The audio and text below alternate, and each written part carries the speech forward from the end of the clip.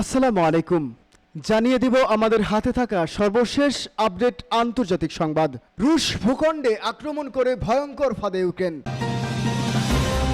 অন্যদিকে বিবিসির বিশ্লেষণ, ইসরায়েল কোথা থেকে এত অস্ত্র পায়। আরও জানিয়ে দেব রুশ ভূখণ্ডে দূরপাল্লার ক্ষেপণাস্ত্র ব্যবহারের অনুমতি চায় ইউক্রেন। অন্যদিকে যুক্তরাষ্ট্রের নির্বাচন, কমলার তহবিলে $40 কোটি জমা, আবারও পিছিয়ে ট্রাম্প। আরও জানিয়ে দিব ট্রাম্পের বিরুদ্ধে নাৎসি প্রীতির অভিযোগ। এবং সর্বশেষ জানিয়ে দেব চীনে ধেয়ে আসছে শক্তিশালী টাইফুন ইয়াগি ঝড়। শুনছিলেন সংবাদ শিরোনাম, এখন বিস্তারিত। তবে তার আগে জানিয়ে দিন কে কোথা থেকে আমাদের ভিডিওটি দেখছেন এবং শুনছেন, এবং ভালো লাগলে অবশ্যই লাইক কমেন্ট করে আমাদের পাশেই থাকুন।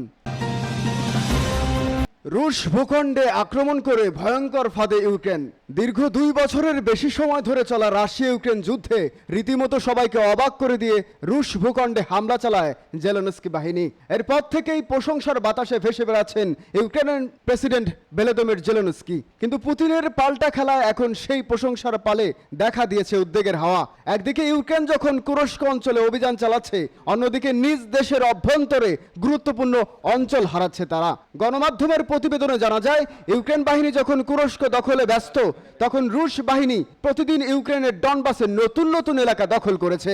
বিশ্লেষকদের মতে ইউক্রেন বাহিনী যখন রুশ ভূখণ্ড খুব অল্প জায়গা দখল করে তুমুল লড়াই করছে, তখন রাশিয়ার সামরিক বাহিনী প্রায় বিনা বাধায় কাঙ্ক্ষিত ডনবাস অঞ্চলে দখলের পথে এগিয়ে চলছে। কিয়েভের দাবি, কুরস্ক অঞ্চলের 1000 কিলোমিটারের বেশি এলাকায় নিয়ন্ত্রণ নিয়েছে তারা। তবে কয়েক সপ্তাহের মধ্যেই এর সফলতা নিয়ে শুরু হয়েছে সমালোচনা। কেননা এমন মরিয়া সিদ্ধান্তের যুদ্ধের সবচেয়ে গুরুত্বপূর্ণ পূর্বাঞ্চলে নিজেদের নিয়ন্ত্রণ হারাতে বসেছে কিয়েভ। রুশ অঞ্চল দখলের কর্তৃত্ব নিয়ে প্রেসিডেন্ট জেলেনস্কি নিজ সেনাদের মনোবল ধরে রাখার চেষ্টা চালালেও ইউক্রেনের অভ্যন্তরে থেমে নেই পুতিনের সেনারা। তবে কিয়েভের শক্তিশালী সেনা ইউনিটগুলো কুরস্ক আক্রমণ নিয়ে ব্যস্ত থাকায় প্রতিরক্ষা অনেকটাই দুর্বল হয়ে পড়ে পক্রোভস্কের। এমনকি কুরস্কে ইউক্রেনের হামলার পর সম্মুখ সারি থেকে খুব বেশি সেনাকেও অঞ্চলটিতে সরিয়ে আনেনি মস্কো। দনেৎস্ক সামরিক সরঞ্জাম সরবরাহের মেরুদণ্ড বলে পরিচিত পক্রোভস্ক শহরটি এখন রাশিয়ার নিয়ন্ত্রণে আসা এখন সময়ের ব্যাপার। ইসরায়েল কোথা থেকে এত অস্ত্র পাচ্ছে? ফিলিস্তিনের গাজা উপত্যকায় হামাসের বিরুদ্ধে ইসরায়েল যেভাবে যুদ্ধ চালাচ্ছে, তার জেরে দেশটির কাছে অস্ত্র বিক্রি বন্ধের জন্য পশ্চিমা সরকারগুলো চাপের মুখে পড়ছে।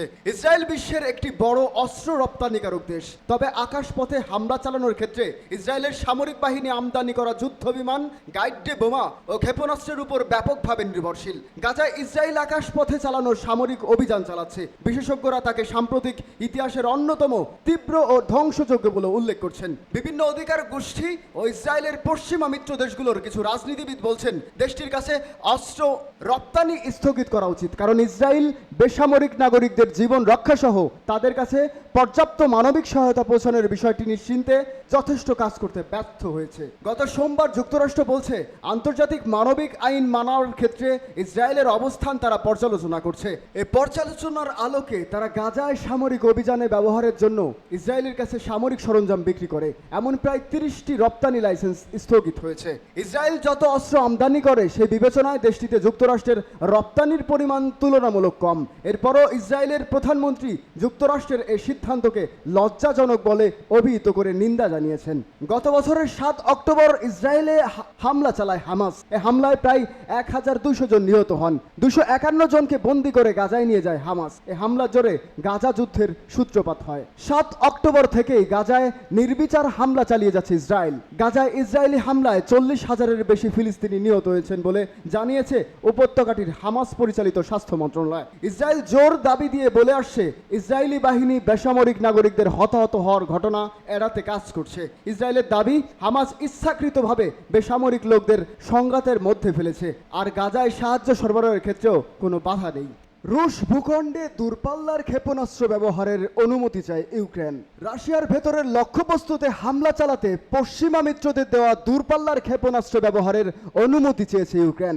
শুক্রবার জার্মানির রামেস্টেইন বিমান ঘাঁটিতে ইউক্রেন ডিফেন্স কন্ট্যাক্ট গ্রুপের এক বৈঠকে ইউক্রেনের প্রেসিডেন্ট ভ্লাদিমির জেলেনস্কি এই অনুমতি চান। জেলেনস্কি বলেন, যুদ্ধ শেষ করার জন্য রাশিয়ার উপর চাপ তৈরি করতে তার দেশের এই অনুমতি দরকার। ইউক্রেনের প্রেসিডেন্ট বলেন, আমাদের দূরপাল্লার সক্ষমতা দরকার, শুধু ইউক্রেনের বিভক্ত ভূখণ্ডে নয় বরং রুশ ভূখণ্ডেও হামলা চালাতে পারা উচিত, যাতে করে রাশিয়া শান্তি আলোচনা করতে উদ্বুদ্ধ হয়। ইউডিসিজের বৈঠকে মার্কিন প্রতিরক্ষা মন্ত্রী লয়েড অস্টিন ইউক্রেনের জন্য আরও $25 কোটি মার্কিন সামরিক সহায়তা ঘোষণা দেন। তিনি বলেন, আমাদের এই সহায়তা ইউক্রেনের ক্রমবর্ধমান প্রয়োজনীয়তা মেটাতে এবং সক্ষমতা বাড়াতে ভূমিকা রাখবে। বিবিসি জানায়, বৈঠকে ইউক্রেনের জন্য 650টি স্বল্পপাল্লার ক্ষেপণাস্ত্র ও light weight multi role missile পাঠানোর ঘোষণা দিয়েছে যুক্তরাষ্ট্রের প্রতিরক্ষা মন্ত্রী জন হিলি। এসব ক্ষেপণাস্ত্র নিয়ে 6 কিলোমিটার দূরের লক্ষ্যে আঘাত করা সম্ভব। ইউক্রেনে রুশ হামলা শুরুর পর ইউসিডিসির প্রতিষ্ঠা করা হয়। ইউক্রেনে অস্ত্র দেওয়া প্রায় 50টি দেশ নিয়ে গ্রুপটি গঠিত। ইতিমধ্যে গ্রুপটির কয়েকটি বৈঠক হয়েছে। এবারই প্রথম এই গ্রুপের বৈঠকে অংশ নেয় জেলেনস্কি। এমন এক সময় জেলেনস্কি জার্মানির ইউসিডিসির বৈঠকে যোগ দিলেন যখন রুশ হামলায় ইউক্রেনের পলটুভা শহরের 55 জন মানুষ মারা গেছেন, আহত হয়েছে 300 জন। যুদ্ধ শুরুর পর পশ্চিমারা ইতিমধ্যে ইউক্রেনকে দূরপাল্লার ক্ষেপণাস্ত্র দিয়েছে, কিন্তু তা দিয়ে রুশ ভূখণ্ডে হামলা চালানোর অনুমতি দেয়নি। এ অবস্থায় জেলেনস্কির এই অনুরোধ কতটুকু কার্যকর হবে তা নিশ্চিত করে বলা যাচ্ছে না। কমলার তহবিলে $40 কোটি, আরও পিছিয়ে ট্রাম্প। প্রেসিডেন্ট প্রার্থী কমলা হ্যারিসের নির্বাচনী প্রচার দল ও ডেমোক্রেট পার্টি আগস্ট মাসে $36 কোটি 10 লাখ তহবিল সংগ্রহ করেছেন। এতে নির্বাচনের 2 মাস আগে প্রতিদ্বন্দ্বী রিপাবলিকান প্রেসিডেন্ট প্রার্থী ডোনাল্ড ট্রাম্পের চেয়ে বড় ব্যবধানে এগিয়ে গেছেন তিনি। স্থানীয় সময় গত শুক্রবার কমলার প্রচার দল এই কথা জানিয়েছে। আগস্টে এক লাফে এ পরিমাণ অর্থ সংগ্রহের ফলে সেপ্টেম্বরের শুরুতে কমলার প্রচার তহবিলে $40 কোটি 40 লাখ জমা হয়েছে। এর আগে গত বুধবার ট্রাম্পের প্রচার দলের পক্ষ থেকে জানানো হয়েছিল আগস্টে রিপাবলিকান পার্টি $13 কোটি সংগ্রহ করেছে। মাসের শেষে তাদের তহবিলে জমা হয়েছে $29 কোটি 50 লাখ। নির্বাচনী বিধি মেনে জমা দেওয়া নথি অনুযায়ী এ নির্বাচনে 2 প্রার্থী $100 কোটি ব্যয় করবেন, যা নতুন রেকর্ড। বিজ্ঞাপনী কাজে এবং তীব্র প্রতিদ্বন্দ্বিতাপূর্ণ দোদুল্যমান অঙ্গরাজ্যগুলোতে ভোটারদের কেন্দ্রে আসতে এসব অর্থ ব্যয় করবেন কমলা ও ট্রাম্প।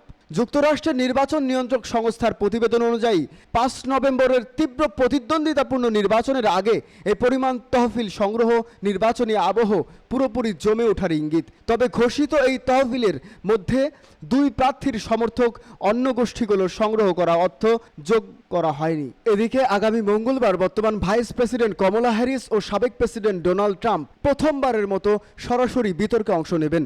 এবিসির আয়োজনে এই বিতর্ককে 2 প্রার্থীর জন্যই গুরুত্বপূর্ণ হিসেবে দেখা হচ্ছে। ট্রাম্পের সঙ্গে বিতর্কে খারাপ করে শেষ পর্যন্ত নির্বাচনী দৌড় থেকে সরে দাঁড়াতে হয় বাইডেনকে। 21 জুলাই প্রার্থী হিসেবে কমলাকে আনুষ্ঠানিকভাবে সমর্থন দেন তিনি। কমলার প্রার্থিতা ডেমোক্র্যাট ও দাতাদের মধ্যে নতুন কোনো প্রাঞ্চল্য ফেরায়। জনমত জরিপেও তার উত্থান দেখা যায়। ডেমোক্র্যাট প্রার্থীর প্রচার দলের তথ্য অনুযায়ী আগস্টে কমলার 13 লাখ নতুন দাতার 3/4 2020 সালের নির্বাচনে কোনো আর্থিক অনুদান দেননি। দাতাদের প্রতি 10 জনের মধ্যে 6 জনই নারী, এমনকি 5 জনের মধ্যে একজন দাতা নিবন্ধিত রিপাবলিকান বা স্বতন্ত্র ব্যক্তি। এরপরও জনমত জরিপের গড় ফল অনুযায়ী দোদুল্যমান অঙ্গরাজ্যগুলোতে হাড্ডাহাড্ডির লড়াই হবে। পেনসিলভেনিয়া, মিশিগান ও জর্জিয়ার মতো দোদুল্যমান অঙ্গরাজ্যগুলোর ভোটেই ফলাফল নির্ধারিত হবে। ট্রাম্পের বিরুদ্ধে নাৎসিপ্রীতির অভিযোগ। যুক্তরাষ্ট্রের সাবেক প্রেসিডেন্ট ডোনাল্ড ট্রাম্পের বিরুদ্ধে নাৎসিপ্রীতির অভিযোগ তুলেছে তার রাজনৈতিক প্রতিপক্ষ কমলা হ্যারিসের দল ডেমোক্রেটিক পার্টি। দলটি বলছে ট্রাম্প নাৎসিদের প্রতি সহনশীল, এমনকি অ্যাডলফ হিটলারের কিছু কাজ তিনি সমর্থন করেন। এর মাধ্যমে আমেরিকানদের অপমান করছে ট্রাম্প। বৃহস্পতিবার অর্থাৎ 5 সেপ্টেম্বর সন্ধ্যায় ট্রাম্পের এক বক্তব্যের বিরোধিতা করে দেওয়া বিবৃতিতে ডেমোক্রেটিক পার্টি ওই অভিযোগ করেন। বিবৃতিতে হ্যারিস ওয়ালেস প্রচারণার দলের মুখপাত্র মর্গান ফিঙ্কেলস্টাইন বলেন, ডোনাল্ড ট্রাম্প প্রকাশ্যে ইহুদি আমেরিকানদের অবমাননা করেছেন। তিনি গর্বের সঙ্গে নবনাৎসিদের সঙ্গে রাতের খাবার খেয়েছেন এবং তিনি এমন একজন মানুষ যিনি মনে করেন অ্যাডলফ হিটলার কিছু ভালো কাজ করেছেন। তিনি নানা সময়ে নবনাৎসিদের প্রশংসাও করেছেন। মর্গান আরও বলেন, যতক্ষণ ইসরায়েল তার ব্যক্তিগত স্বার্থ সিদ্ধি করবে ততক্ষণ ট্রাম্প তাদের পাশে থাকবেন। এই বিষয়টি তিনি নিশ্চিত করেছেন এবং এর আগেও তার এইরকম আচরণের নজির রয়েছে। আরও বলা হয় ভাইস প্রেসিডেন্ট কমলা বিষয়টি নিয়ে একেবারেই অপকট। তিনি আজীবন ইসরায়েলি রাষ্ট্রের সমর্থন হিসেবে ছিলেন, যেটি ইহুদিদের গণতান্ত্রিক স্বদেশ। তিনি ইসরায়েলের নিরাপত্তা নিশ্চিতে অঙ্গীকারবদ্ধ এবং সবসময় তাদের আত্মরক্ষার অধিকারের প্রতি সম্মান জানিয়ে এসেছেন। একই সঙ্গে কমলা দেশে ও দেশের বাইরে ইহুদি বিদ্বেষ দমনে সংকল্পবদ্ধ এবং প্রেসিডেন্ট হলেও তিনি একই উদ্বেগ অব্যাহত রাখবেন। এরই মধ্যে কমলা জানিয়েছেন যুক্তরাষ্ট্রের ইসরায়েলি পন্থী মধ্যপ্রাচ্য নীতিমালা থেকে সরবেন না তিনি। পূর্বসূরি বাইডেন যেভাবে এই বিষয়টি নিয়ে কাজ করছেন সে ধারা অব্যাহত রাখবেন বলে নিশ্চিত করেছেন ভারতীয় বংশোদ্ভূত কমলা হ্যারিস। চীনে ধেয়ে আসছে শক্তিশালী টাইফুন ইয়াগি। চীনের হাইয়ান প্রদেশের দিকে ধেয়ে আসছে শক্তিশালী টাইফুন ইয়াগি। হাইয়ান দ্বীপ ও ইয়াংডেঙ্গে বিপর্যয়কর ক্ষয়ক্ষতি ডেকে আনতে পারে ইয়াগি বলে সতর্ক করেছেন আবহাওয়াবিদরা। শনিবার এক প্রতিবেদনে ব্রিটিশ সংবাদ মাধ্যম বিবিসি নিউজ এ তথ্য জানায়। প্রতিবেদনে বলা হয় Indo Pacific tropical cyclone warning centre জানায় ইয়াগি অত্যন্ত বিপজ্জনক এবং শক্তিশালী টাইফুন। 2014 সালের পর থেকে চীনের দক্ষিণ উপকূলে আঘাত হানা সবচেয়ে শক্তিশালী টাইফুন হতে পারে ইয়াগি, যা বন্যা ও পরিস্থিতি মোকাবেলার কাজকে খুবই চ্যালেঞ্জিং করে তুলবে। নাচার আর্থ ডাটা অনুসারে ইয়াগির বাতাসের গতিবেগ প্রতি ঘন্টায় 240 কিলোমিটারের বেশি ও টাইফুনটি 4 ক্যাটাগরি হারিকেনের সমতুল্য।